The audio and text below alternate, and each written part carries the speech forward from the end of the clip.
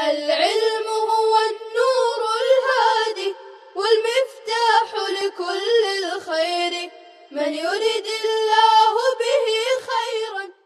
الرحمن الرحیم اللہم صلی علی سیدنا و نبینا و مولانا محمد وآلہ و صحبہ اجمعین. باب من اولم علی بعض نسائہ اکثر من بعض.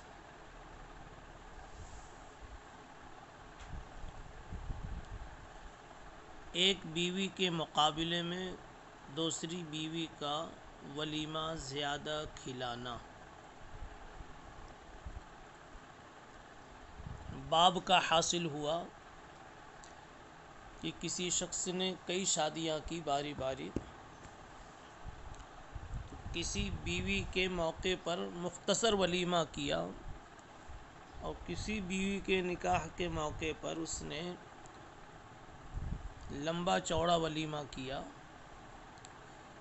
تو اس قسم کا تفاضل اگر کیا ہے تو اس میں کوئی حرج نہیں ہے، اس لیے کہ بیویوں کے ولیمے میں مساوات ضروری نہیں ہے.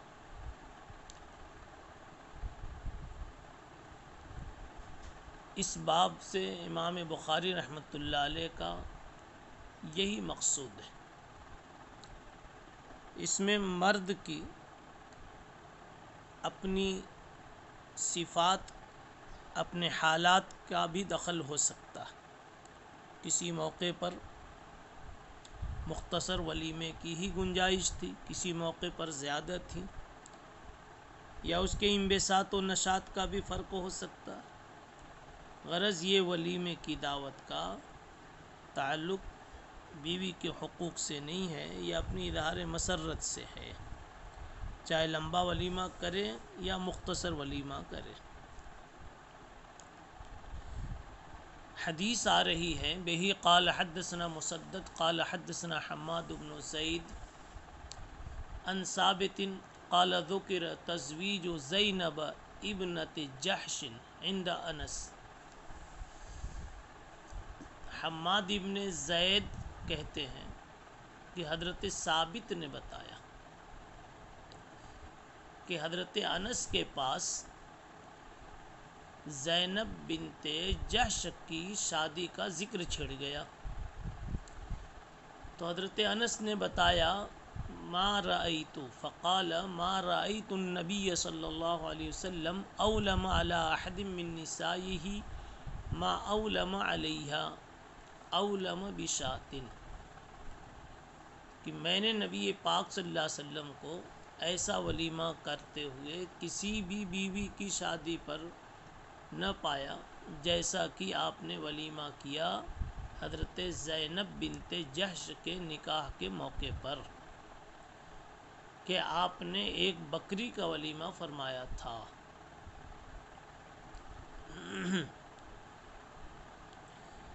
معلوم ہوا کہ دوسری بیویوں کے مقابلے میں یہ ولیمہ کچھ زیادتی پر مشتمل تھا، تو نقص و زیادت کے ساتھ چند بیویوں کے ولیمے اگر کر لیے جائیں تو کوئی حرج کی بات نہیں ہے.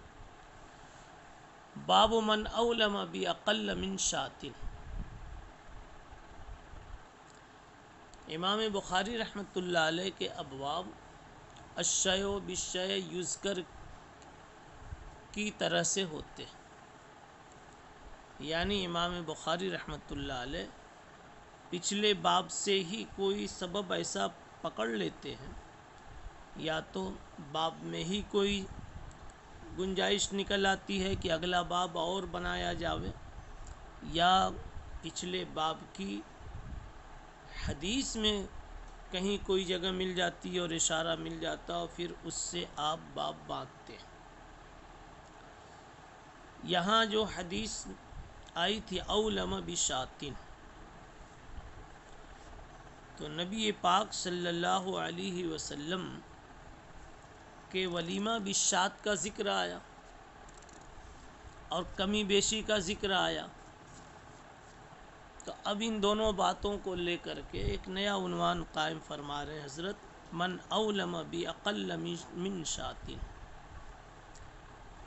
ایک بکری سے کم جس نے ولیمہ کیا اس کا بیان، یعنی حضرت زینب بنت جحش کا ولیمہ آپ نے ایک بکری کے ساتھ کیا تھا، ایک بکری ذبح فرمائی، اور یہ بڑا ولیمہ تھا۔ پتہ چلا کہ دوسرے ولیمے اس سے کم تھے، تو اب یہیں سے سوال ہوا کہ پھر وہ ولیمہ کس شکل میں تھا، کیسا تھا، کتنا تھا؟ تو فرمایا کہ اس کا جواب آنے والی روایت میں موجود ہے۔ بہی قال حدثنا محمد بن یوسف قال حدثنا سفیان عن منصور بن صفیۃ عن امہ صفیۃ بنت شیبۃ قالت، حضرت صفیہ کہتی ہیں کہ اولم النبی صلی اللہ علیہ وسلم علی بعض نسائہ بمدین من شعیر، نبی پاک صلی اللہ علیہ وسلم نے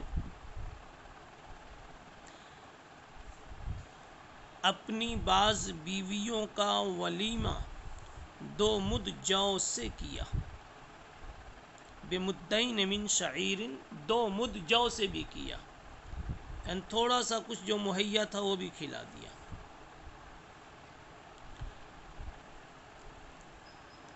اس سے معلوم ہوا کہ ہر ولیمہ آپ نے بکری کے ساتھ نہیں کیا، بکری والا ولیمہ تو آپ کا بڑا ولیمہ تھا۔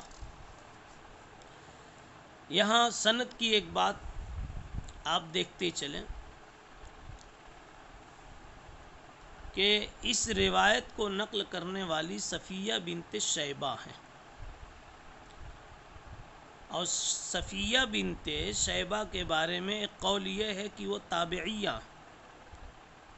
اب اگر یہ تابعیہ ہیں اور یہ نبی پاک صلی اللہ علیہ وسلم کے ولیمے کی بات بتا رہی ہیں، تو پتہ چلا بیچ میں کسی صحابی یا صحابیہ کا واسطہ غائب ہے، اس لیے یہ روایت مرسل ہے۔ دوسرا قول یہ ہے کہ یہ صفیہ بنت شیبہ یہ بھی صحابیہ ہیں۔ صحابیہ ماننے کی صورت میں بھی یہ روایت مرسل ہوگی، لیکن مراسیل صحابہ میں سے ہونے کی وجہ سے باعث اشکال نہیں ہے، یہ روایت مرسل ہوگی، کیونکہ حضرت صفیہ بنت شیبہ مکے میں رہتی تھی، اور یہ سب قضیہ مدینہ منورہ کا ہے۔ البتہ بعض روایت میں مثلاً معمل ابن اسماعیل اور یحییٰ ابن یمان نے ایک سند پیش کی ہے جس میں حضرت عائشہ کا ذکر ملتا ہے کہ صفیہ نے یہ روایت جو سنائی ہے حضرت عائشہ رضی اللہ تعالی عنہا سے سن کر سنائی۔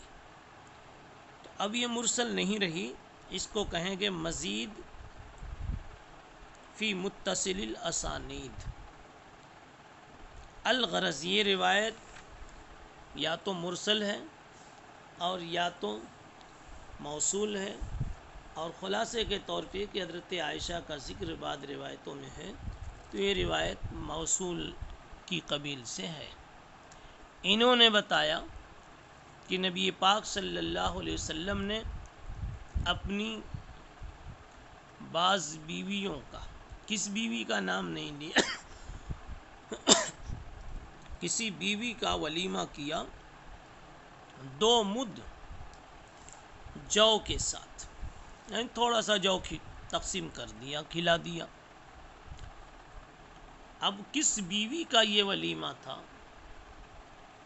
حافظ ابن حجر عسقلانی رحمۃ اللہ علیہ کہتے ہیں مجھے صراحتاً نام کی تعین نہیں مل سکی، لیکن قرائن سے غالب گمان یہ بنتا ہے کہ حضرت ام المومنین ام سلمہ رضی اللہ تعالی عنہا مراد ہیں۔ 2 مد جو بہت مختصر سی مقدار ہے، 1 ساع میں 4 مد ہوتے ہیں، تو 2 مد گویا نصف ساع، نصف سا سے آپ نے ولیمہ کیا ہے۔ اب سمجھ میں بات آئی کہ اگر کوئی غریب انسان ہے تو اس کو بڑوں کی ریس، مالداروں کی ریس نہیں کرنی چاہیے، بلکہ جو کچھ بھی اللہ نے دیا ہے اتنے میں اپنی خوشی کا اظہار کر دینا چاہیے۔ باب حق اجابت الولیمۃ والدعوہ ومن اولم 7 ایام ونحوہ ولم یعقت النبی صلی اللہ علیہ وسلم یوما ولا یومین۔ اس باب میں 2-3 چیزیں بیان کی گئی، وہ یہ ہیں کہ ولیمے کی دعوت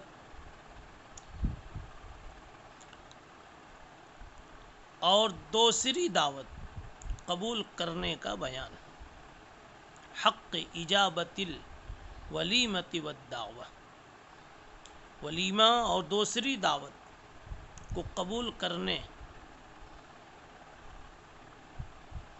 کا قبول کرنا حق ہے، اور بیان اس بات کا کہ 7 دن تک ولیمے کی دعوت کی جا سکتی ہے، بلکہ اس سے بھی آگے۔ نبی پاک صلی اللہ علیہ وسلم نے اس سلسلے میں 1 دن 2 دن کی کوئی تحدید نہیں پیش فرمائی ہے۔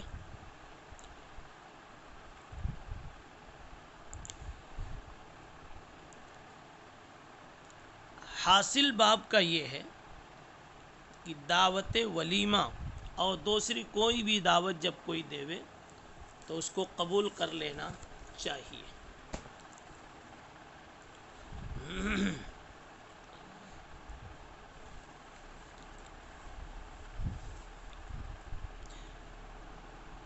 دعوت ولیمہ کے قبول کرنا اس کا فقہی حکم کیا ہے؟ اس میں 2 قول ہیں، بلکہ 3 قول ہیں۔ ایک قول یہ ہے کہ قبول کرنا واجب ہے، امام مالک اور شوافع، حنابلہ، اسی طریقے سے حنفیہ کا ایک قول تو یہی ہے۔ دوسرا قول یہ ہے کہ ولیمہ کی دعوت قبول کرنا سنت ہے، جمہور کا مسلک یہی ہے، اور حنفیہ، مالکیہ، شوافع اور حنابلہ کے یہاں بھی راجح قول یہی ہے۔ اب پہلے جو بتلایا گیا وہ راجح قول نہیں تھا۔ بعض شوافع، تیسرا قول، بعض شوافع اور بعض حنابلہ فرماتے ہیں کہ فرض کفایہ ہے۔ علامہ ابن دقیق العید نے بتایا کہ یہ اس وقت ہے جب عام لوگوں کو دعوت دی گئی ہو، لیکن اگر دعوت خاص ہو تو جس کی تخصیص کر دی گئی اس کا حاضر ہونا ضروری ہے۔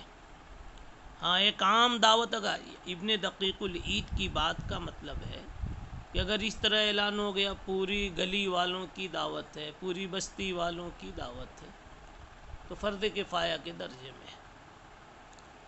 اور اگر کسی کی تخصیص کر دے گی، اس کا نام لے کر کے، اس سے مل کر کے، تو ایسی صورت میں اس کا حاضر ہونا ضروری ہے۔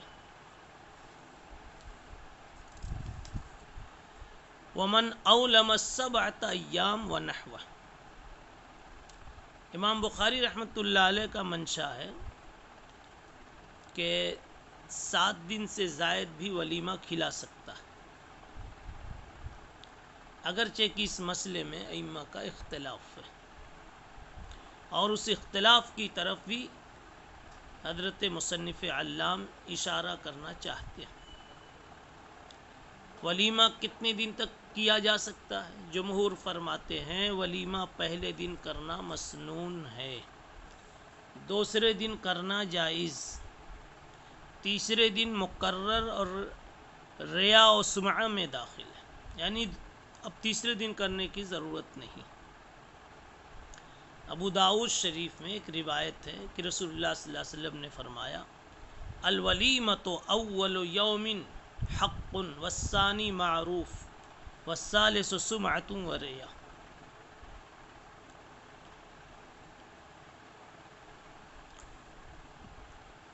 ولیمہ اول یوم حق، ایک دن کرنا تو حق ہے، دوسرے دن بھی نیکی میں شمار ہے، تیسرے دن اب ریاکاری، شہرت پسندی۔ یہ روایت امام نسائی نے بھی نقل کی ہے، امام ابو داؤد نے بھی نقل کی ہے حضرت زہیر ابن عثمان کے حوالے سے۔ لیکن حافظ ابن حجر فرماتے ہیں کہ زہیر ابن عثمان کی یہ جو حدیث ہے اس کے مضمون میں یہ منفرد نہیں ہے، ان کے کئی متابع بھی موجود ہیں۔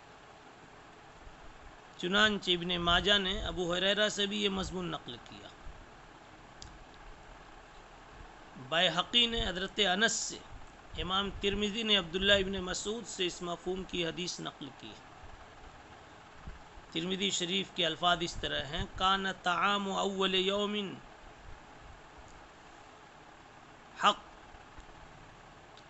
وطعام اليوم الثانی سنہ وطعام اليوم الثالث سمعہ۔ کان طعام اول یوم حق، پہلے دن کا کھانا تو ٹھیک ہے، دوسرا سنت ہے، تیسرا سمعہ اور شہرت میں داخل ہے۔ بہرحال ائمہ کا اس میں اختلاف ہے، امام بخاری رحمۃ اللہ علیہ نے اپنا موقف پیش کیا۔ مالکیہ فرماتے ہیں ولیمہ 7 دن تک کیا جا سکتا ہے، اور حضرت امام بخاری رحمۃ اللہ علیہ نے بھی اسی کے قریب بات کہی ہے۔ جمہور فرماتے ہیں کہ 7 دن کی جو کچھ بھی روایت اگر ہے تو وہ کثرت مدعوین پر ہے، یعنی سب کو ایک ساتھ جمع کرنا اگر مشکل تھا تو 7 دن تک اس طرح بترتیب تھوڑے تھوڑے لوگوں کو کھلایا جا سکتا ہے کہ تھوڑے تھوڑے لوگ آ کر کھاتے رہیں اور جاتے رہیں۔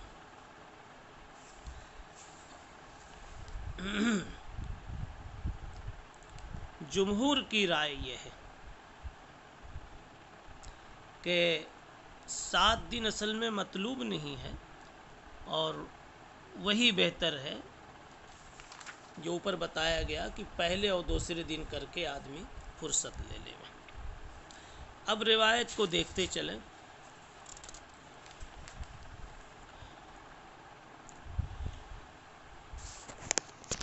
روایت ہے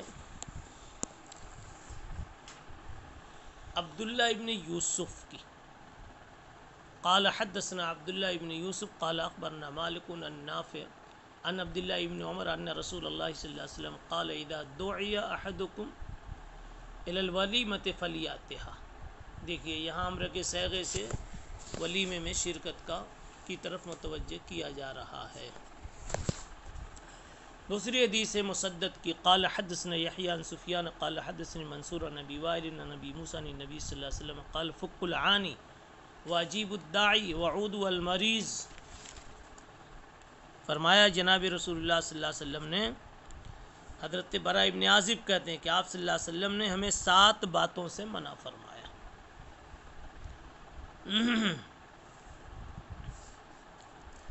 ہمیں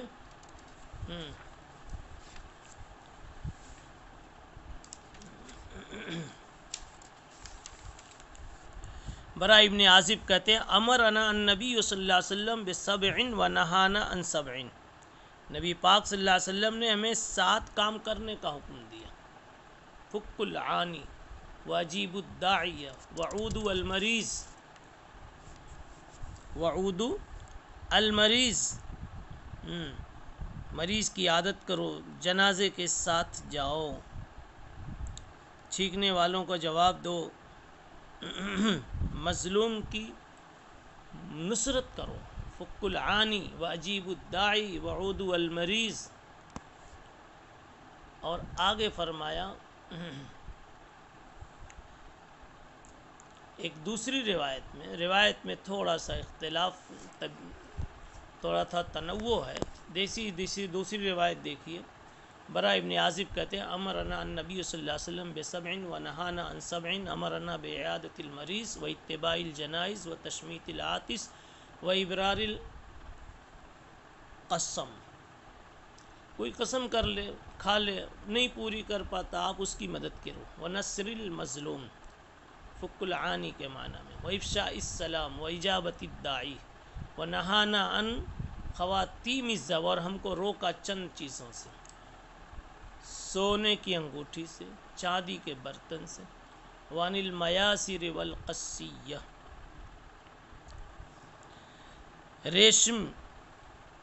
ریشمی کپڑوں سے،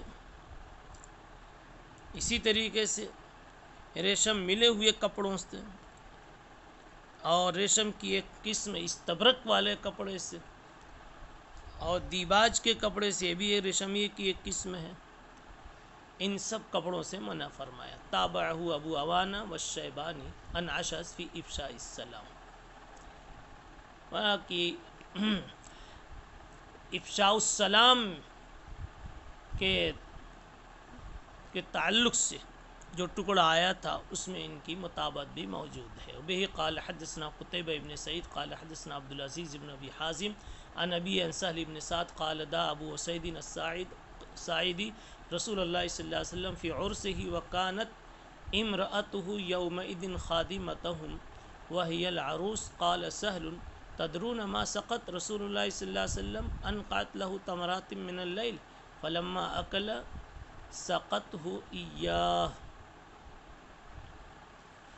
وقت پورا ہو چکا، پھر انشاءاللہ اگلی ملاقات میں۔ سبحان اللہ بحمدہ، سبحان اللہ۔ السلام عليكم، لا تنسوا الاعجاب بالفيديو والاشتراك في القناة تشجيعا لنا لنستمر بنشر المزيد إن شاء الله.